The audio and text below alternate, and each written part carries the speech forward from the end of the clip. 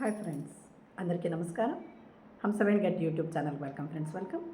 ఇంతవరకు ఎవరైనా నా ఛానల్ని సబ్స్క్రైబ్ చేసుకోకపోతే please subscribe my channel masters. అలాగే ఈరోజు మనం ధ్యానం చేస్తే ఏమవుతుందో తెలుసుకుందాం. నిజంగా మనం ధ్యానం చేయండి అని ప్రతి వీడియోలోనూ చెప్తూ ఉన్నాను ఫ్రెండ్స్. అంటే చేయాలి అనే ఉద్దేశంతో ప్రచారం చేయాలి, అందరూ ప్రతి ఒక్కరూ ఆనందంగా సుఖంగా ఉండాలి అనే ఉద్దేశంతోనే ప్రతిరోజు చెప్తూ ఉన్నాను ఫ్రెండ్స్. ఈరోజు మరి ధ్యానం చేస్తే ఏమవుతుంది తెలుసుకుందామా? మరి ఓకే ఫ్రెండ్స్, డన్. మరి ధ్యానము చేస్తూ ఉన్నాము, చేయడం వల్ల ఏం మనకు జరుగుతుంది? మరి ఫస్ట్ ఫ్రెండ్స్ మరి మైండ్ రిలాక్సేషన్. మరి చూడండి ప్రస్తుతం ఎలా ఉంది ఈ సొసైటీ అంటే, మరి ప్రతి ఒక్కరికి ఏదో ఒక టెన్షన్, మనుషులకు ఎమోషన్, ఇవి జీవితంలో ఉన్నాయి.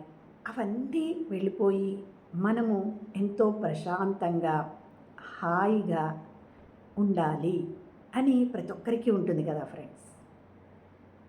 ముఖ్యంగా వీటిని మన లైఫ్లో తెచ్చుకోవాలి అంటే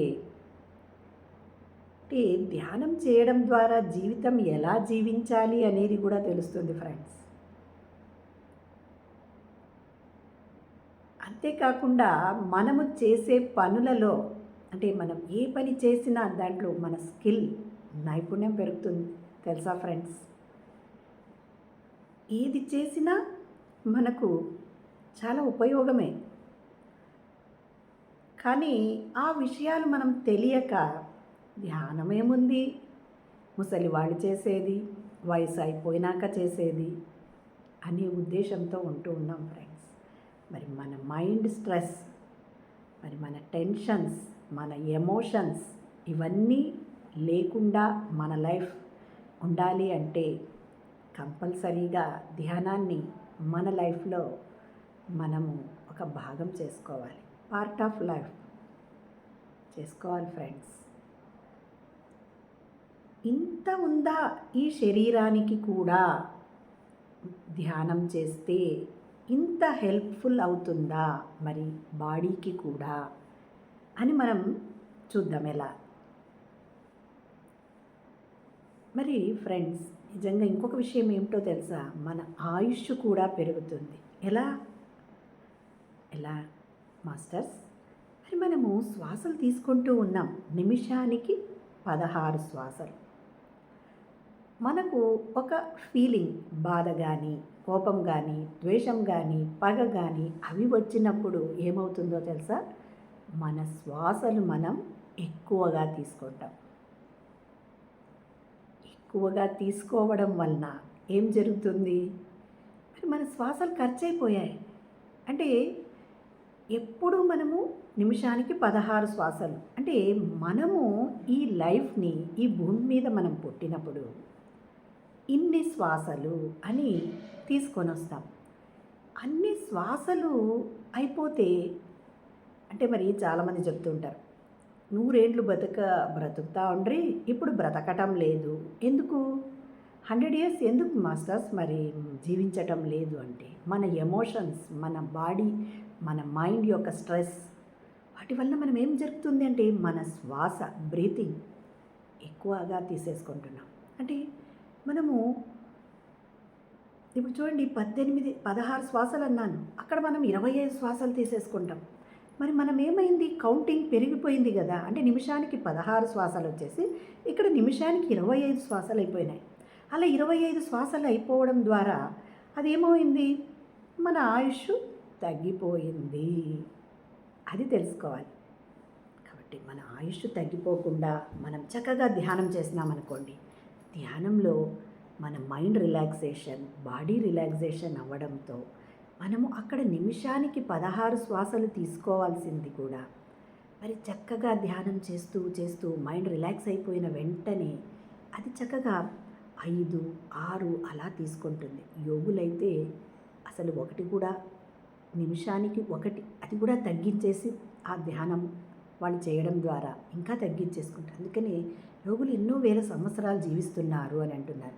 మరి మనం ఎందుకు అంటే శ్వాసలు ఇన్ని శ్వాసలు ఇప్పుడు 16 శ్వాసలు తీసుకోవాల్సింది. మనకు ఒక ఎమోషన్ వచ్చినా, ఎమోషన్ మీన్స్ ప్రతి ఒక్కటి ఏది వచ్చినా అది పెరుగుతూ ఉంది. కాబట్టి మనం నూరేళ్ళు ఉండాల్సిన వాళ్ళు అందుకనే తొందరగా చనిపోతున్నాం ఫ్రెండ్స్. మరి ఎంత సింపుల్ ట్రిక్. కానీ మనం ఏం చేస్తున్నాము, అనవసరంగా మన మైండ్కే మనం ఇస్తూ ఉన్నాం. కాబట్టి ఈ రోజు నుంచి ధ్యానం చక్కగా చేయండి. మన బాడీ స్ట్రెస్, మన ఆయుష్ని పెంచుకుందాం. మరి ఇంకోటి ఏమో తెలుసా, యవ్వనం ఫ్రెండ్స్. మరి ఎన్నో మనకు రోజువారీ ఎన్నో పనులకు మనం పనులు చేస్తూ ఉన్నాం, చక్కగా ధ్యానం చేస్తూ ఉన్నాం. ధ్యానం చేస్తూ ఉండడం వల్ల ఏమవుతా ఉంది, మన కాస్మిక్ ఎనర్జీ మన బాడీలో తీసుకుంటున్నాం. పాజిటివ్గా ఉండాలి అని ఎటువంటి ఆలోచనలు చేయకుండా ఉంటున్నాం. కానీ ఏమవుతా ఉంది, ఆ ధ్యానంలో నిశ్శబ్దంగా ఉండడం ద్వారా మనకు ఎనర్జీ వచ్చింది. కానీ మనం ప్రతిరోజు రోజులు ఏం చేస్తున్నాము, చేయడం ఒక అర్ధగంట లేదా గంట చేసేవాళ్ళు, లేదు ఒక 10 నిమిషాలు నేను 10 నిమిషాలు అర్ధగంట చేశాను ధ్యానం. కానీ నువ్వు మిగతా సమయం అంతా ఏం చేస్తూ ఉన్నావు, ఆ సమయం అంతా వృధా చేస్తున్నావు. అనవసరమైన ఆలోచనలు, అనవసరమైన టెన్షన్స్, ఇతరులు ఏదైనా ఇంట్లో కానీ బయట కానీ ఏదైనా భేదభావాలు వచ్చినా అక్కడ మనము ఎనర్జీని పోగొట్టుకుంటూ ఉన్నాం. ఎప్పుడూ మనము ఇతరులపై ఆలోచన, ఇతరులపై కోపము, ఇతరులపై పగ, ఇతరులపై ద్వేషము అవి ఉన్నాయనుకోండి, మన ఎనర్జీ బయటికి వెళ్ళిపోతుంది ఫ్రెండ్స్. అంటే మనం ఉన్న ఎనర్జీ కాస్త బయటికి వెళ్ళిపోతుంది. అందుకనే ధ్యానం చేయని వాళ్ళు ఎలా ఉంటారంటే, ఇప్పుడు కోపం సాధించాలి అంటే జీవితంలో గోల్ సాధించు. ఇతరుల మీద మనం ఏం సాధించలేము కదా ఫ్రెండ్స్. అది తెలుసుకుంటే మరి ఏమవుతుంది, చక్కగా మనం ఇంట్లో కానీ స్ట్రెస్ అంటే ఎవరితో అయినా కొట్లాట బయట అవన్నీ వదిలేసినామనుకోండి, అప్పుడు కదా మనం హాయిగా ఉండగలం. అప్పుడు అందుకని ధ్యానం చేయని వాడు ఎలా ఉంటాడో తెలుసా, మరి 30 ఏళ్లకే వయసు మీరిన వాడు ఉన్నట్లు ఉంటాడు. మరి 50 ఏళ్ల వాళ్ళు కూడా ధ్యానం చేస్తే ఎలా ఉంటుంది ఫ్రెండ్స్, మరి చక్కగా మరి చాలా వాళ్ళ ఫేస్ కానీ వాళ్ళ బ్రైట్నెస్ ఉంటుంది. అంటే చాలా యంగ్గా కనిపిస్తారు. అది ఒకటి ఫ్రెండ్స్. మరి అంతేకాకుండా మరి నేనేమన్నాను ఫ్రెండ్స్, మనం చక్కగా స్కిల్స్ పెరుగుతాయి అనుకున్నాం కదా. మరి స్కిల్స్ ఏ విధంగా పెరుగుతాయి, స్కిల్స్ పెరగడము అంటే మరి భగవద్గీత కూడా మనకేం చెప్తుందో తెలుసా ఫ్రెండ్స్, యోగః కర్మసు కౌశలం అని చెప్తుంది ఫ్రెండ్స్. అంటే యోగం అంటే ఇక్కడ ధ్యానం అని అర్థం. మరి ధ్యానం ద్వారా మనం ఏమవుతుంది తెలుసా, మనం చేసే పనులలో నైపుణ్యం, మన ఎబిలిటీ సామర్థ్యం పెరుగుతుంది. తర్వాత స్కిల్ పెరుగుతుంది ఫ్రెండ్స్. అది తెలుసుకోవాలి. మరి చక్కగా మనము ఇప్పుడు చూడండి, ఉదాహరణ తీసుకున్నామనుకోండి, మనం వివేకానందుని తీసుకున్నాం. వివేకానందుడు ఎన్ని ఊర్లు తిరిగాడు, ఎన్ని మఠాలను, ఎంత ఆధ్యాత్మికంగా ఎన్నో మఠాలు, ఎన్నో ఉన్నారు, వాళ్ళందరినీ ఏకం చేశాడు. మళ్ళీ చికాగోలో అతనికి అవకాశం ఇవ్వలేదు మాట్లాడడానికి. కానీ అతను 2 నిమిషాలు టైం ఇస్తే అతను 1 అవర్ స్పీచ్ ఇచ్చారు. అంటే అది స్కిల్. అంటే ఎందుకు, ధ్యానం చేయడం ద్వారా. మరి లతా మంగేష్కర్ తీసుకోండి, మరి ఎవరినైనా తీసుకోండి, అక్కడ ఏమవుతా ఉంది అంటే వాళ్ళు చక్కగా పాట పాడుతూ ఉన్నారు. మరి ప్రతి ఒక్కరూ, అన్నమాచార్యుడు కూడా చక్కగా పాట పాడారు, త్యాగరాజు. మరి వీళ్ళు ఎందుకు అంటే పోయిన జన్మల్లో ఎంతో ధ్యానం చేశారు ఫ్రెండ్స్. మరి ఎంతో ధ్యానం చేయడం ద్వారా ఏమైంది, వాళ్ళ కౌశలం పెరిగింది. అందుకనే ఈ జన్మలో వాళ్ళు చక్కగా పాటలు పాడుతున్నారు, మాట్లాడేవాళ్ళు మాట్లాడుతూ ఉన్నారు, స్పీచ్లు ఇచ్చేవాళ్ళు స్పీచ్లు ఇస్తూ ఉన్నారు. మరి అది ధ్యానానికి ఉన్న స్పెషాలిటీ ఫ్రెండ్స్. అదే కాకుండా మన భావోద్వేగాలలో కూడా ఎమోషన్స్, ఇప్పుడు ఎమోషన్స్ కూడా మాట్లాడుకున్నాం కదా. భావోద్వేగాలు మీన్స్ మనకు బాధ కలగని, సుఖం కలగని, సుఖం కాదు అంటే బాధ, ఏడుపు, కోపము, పగ, ద్వేషము, ఏదైనా ఎమోషనే, అది మంచిది కానీ చెడుది కానీ. కానీ వాటిని కూడా మనం కంట్రోల్ చేసుకోగలం. ఇప్పుడు మన ఇంట్లోనే అనుకోండి, భార్యాభర్తలు ఇద్దరు కొట్లాడుకున్నారు. ఇప్పుడు అతను వెళ్ళి అతను ఏదైనా చేయాలి బిజినెస్, అక్కడ ఏదో చాలా ఇంపార్టెంట్ డెసిషన్ తీసుకునేది ఉంది. ఆ టైంలో ఇదే గుర్తొస్తుంది.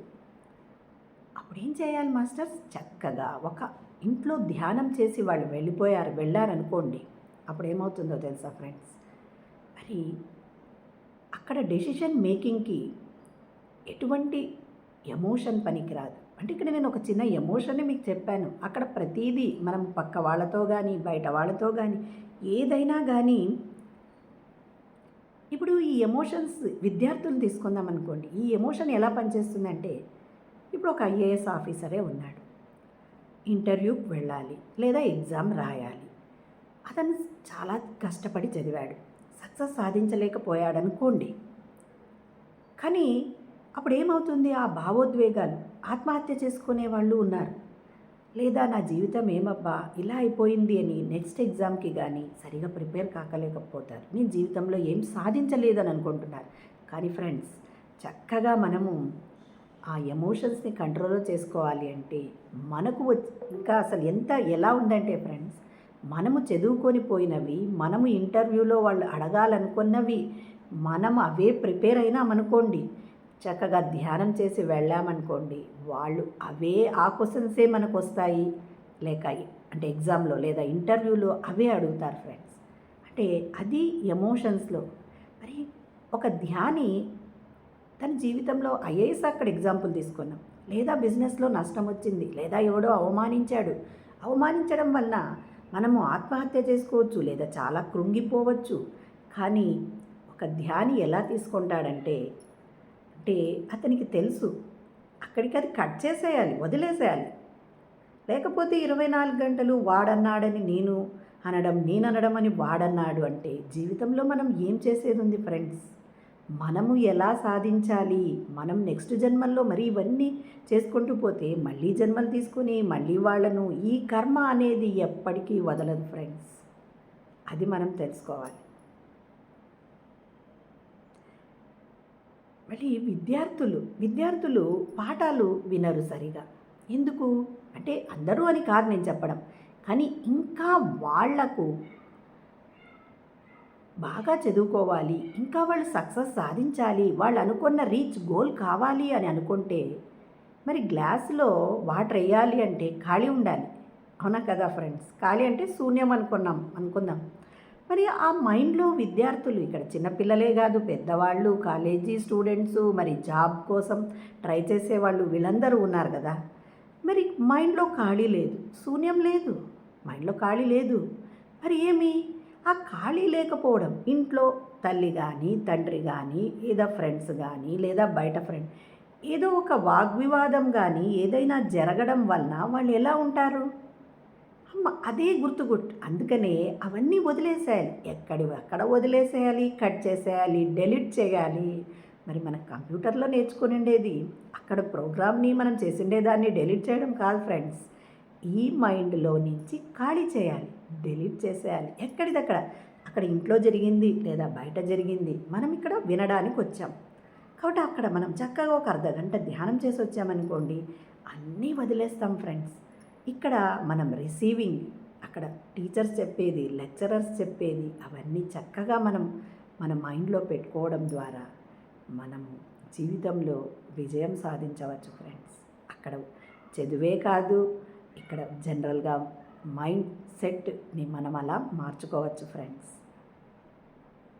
మరి కోపము తాపము కూడా ఉంటాయి కదా, వాటిని కూడా మనం వదులుకోవాలి అంటే చక్కగా ధ్యానం చేయాలి ఫ్రెండ్స్. ధ్యానం చేసి వెళ్ళిపోతే అక్కడికి దాన్ని తీసేస్తే మన మైండ్ రిఫ్రెష్ అవుతుంది ఫ్రెండ్స్. మరి ఫ్రెండ్స్ అలాగే అంటే మనం ఏదైనా డిసైడ్ చేయాలి అని అనుకున్నామనుకోండి, లేదు ఏదైనా పంటలు పండించినప్పుడు నేను ఈ సంవత్సరం ఏ పంట వేస్తే బాగుంటుంది అని అనుకుంటే మనం అప్పుడు జొన్న వేయాలా, బియ్యం, వరి వేయాలా అంటే దాన్ని కూడా మనం ధ్యానంలో చక్కగా మనం ధ్యానం చేస్తే మనకు పైనున్న మాస్టర్స్ మనకు ఇస్తారు ఏది వేస్తే మనకు బాగుంటుంది. అలాగే మనం ఒక డిటర్మినేషన్ తీసుకోవాలి, నిర్ణయం తీసుకోవాలి అన్నప్పుడు కూడా మనము కళ్ళు మూసుకొని ఒక హాఫ్ అన్ అవర్ మెడిటేషన్ చేసి వెళ్ళాలి. అలాగే ఇంటర్వ్యూ కోసం కూర్చున్నాము, పరీక్షల కోసం కూర్చున్నాము, చాలా టెన్షన్తో ఫీల్ అవుతూ ఉంటే మనం ఏమీ రాయలేము, జవాబులు ఇవ్వలేము. కాబట్టి అక్కడ కూడా మనము మైండ్ రిలీఫ్ కావడానికి కోసం మనం చక్కగా ధ్యానం చేసామనుకోండి, లోపలి వాళ్ళు మనం అనుకున్నవే అడుగుతారు ఫ్రెండ్స్. ఇదన్నీ నేను ఊరికే చెప్పటం లేదు ఫ్రెండ్స్, ఇదంతా మనం ధ్యానం చేస్తే తెలుస్తుంది ఫ్రెండ్స్. ధ్యానం వలన ఎన్నో జరుగుతూ ఉన్నాయి. మరి చూడండి ఏమి జరుగుతుంది ధ్యానం వల్ల అంటే ఎంత జరుగుతూ ఉంది కదా ఫ్రెండ్. ఇంకా ఇది చెప్పాలంటే చాలా చెప్పచ్చు, కానీ ఇక్కడ మనం చిన్న చిన్న వేస్తూ ఉన్నాం, అక్కడికి ఈరోజు చాలా అయిపోయింది. మరి ఫ్రెండ్స్ ధ్యానం ఎలా చేయడం, మరి వేళ్ళలో వేళ్ళు పెట్టుకోండి, కళ్ళు రెండు సుతారంగా మూసుకోండి, అద్దాలుంటే పక్కకు పడేయండి, మరి కాళ్ళు రెండు క్రాస్ చేసుకోండి, కింద కూర్చునే వాళ్ళైతే సుఖాసనంలో కూర్చోండి. మరి మన సహజమైన శ్వాస మీన్స్ అంటే ఇప్పుడు నేను మాట్లాడుతున్నా జరుగుతూ ఉంది, తింటూ ఉన్నా జరుగుతూ ఉంది, వింటూ ఉన్నా జరుగుతూ ఉంది, మనం చూస్తూ ఉన్నా జరుగుతూ ఉంది. దానిని కళ్ళు మూసుకొని గమనించడమే ధ్యానం ఫ్రెండ్స్. ధ్యానం ఎంతసేపు చేయాలి, మన వయసు ఎంత ఉంటుందో అన్ని నిమిషాలు ధ్యానం చేయండి ఫ్రెండ్స్. మరి మనం జీవితం సక్సెస్ఫుల్గా ఉండాలి, మరి హ్యాపీగా ఉండాలి అంటే చేయవలసింది ధ్యానం ఫ్రెండ్స్. Thank you.